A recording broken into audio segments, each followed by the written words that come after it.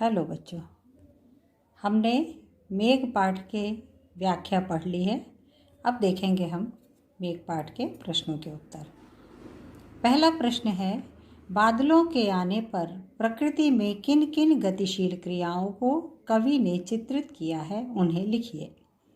उत्तर है, बादलों के आने पर हवा नाचने लगी, दरवाजे खिड़कियाँ खुल गए, पेड़ झुककर झांकने लगे, आंधी चलने लगी, नदी ठिठक गई, उसका घूंघट सरक गया, बूढ़ा पीपल आगे बढ़कर विनती करने लगा, तालाब प्रसन्न होकर परात में पानी भर लाया, प्रेमियों का मिलन हुआ, आंसू बह निकले। इस प्रकार बादल सज संवर कर आए हैं।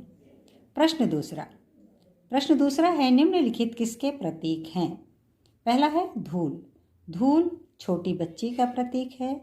पेड़ आम आदमी का प्रतीक है। नदी नववधू का प्रतीक है।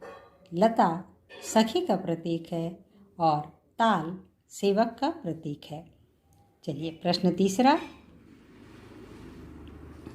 तीसरा है, लता ने बादल मेहमान को किस तरह देखा और क्यों? उत्तर है, लता ने बादल रूपी मेहमान को उत्तेजित होकर देखा। इस प्रकार देखने का कारण यह है कि गांव में मेहमान के आने पर सखियां खुश होती हैं।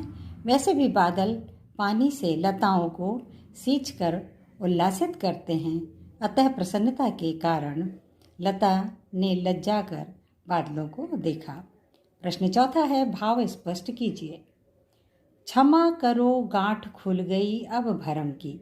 इसका उत्तर है, भाव है, मेघ को अटारी पर देखकर बिजली खुशी से चमक रही है, जैसे कह रही हो उसे पहले जो आशंका थी कि मेघ नहीं आएंगे वो अब समाप्त हो चुकी है। दूसरा है, बाकी चितवन उठा नदी ठिठकी घूंघट सरके। इसका भाव है, नदी ठिठक कर अपना घूंघट सरका रही है और अपनी बाकी नज़र से मेघ को निहार रही है। बाकी नज़र यानी तिरछी नज़र से बादल को देख रही है। प्रश्न पांचवा, मेघ रूपी मेहमान के आने से वातावरण में क्या परिवर्तन हुए? मेघ रूपी मेहमान के आने से हर ओर खुशी की लहर दौड़ गई है। जिसे देखो वही अपने अपने तरीके से मेघ का स्वागत कर रहा है। तेज हवाएं चल रही हैं, पेड़ हिलडुल कर मेघ का स्वागत कर रहे हैं, बिजली चमक रही है, नदियों में उफान आने लगा है। प्रश्न छठवां, मेघों के लिए बन ठन के संवर के आने की बात क्यों कही गई है? उत्तर है, कवि ने कविता में मेघों के बन ठन के सज संवर के आने की बात कही है।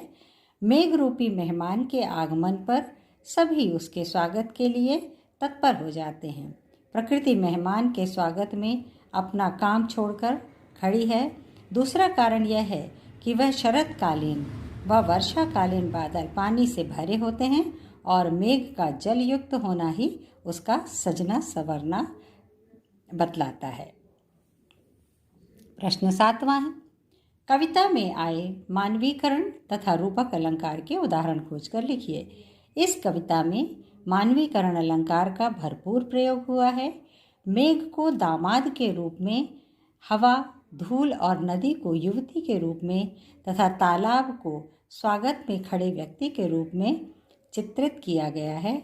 इस कविता में रूपक अलंकार का प्रयोग भी हुआ है। उदाहरण के लिए क्षितिज को अटारी बताया गया है।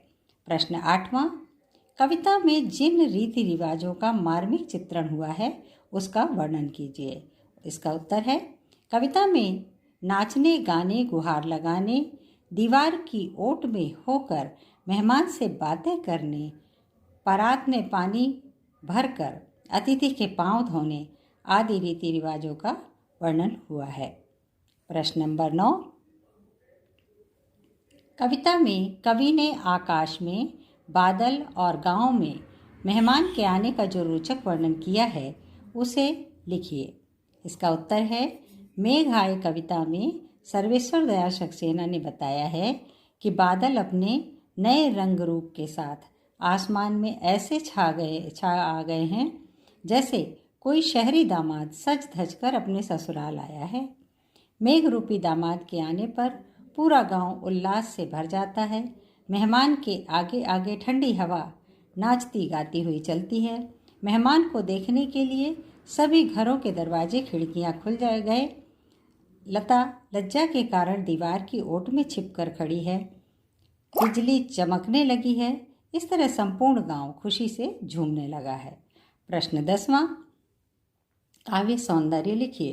पाहुन ज्यों आए हों गाँव में शहर के, मेघ आए बड़े बंठन के संवर के। इन पंक्ति में देशज शब्दों का प्रयोग हुआ है, साथ में सरल भाषा का इस्तेमाल हुआ है। मेघ की तुलना पाहुन से की गई है और पाहुन इस तरह मानवीकरण अलंकार का प्रयोग हुआ है। इस तरह इस पाठ के प्रश्नोत्तर समाप्त हुए। आप मेरे इस चैनल को लाइक करें, शेयर करें, सब्सक्राइब करें।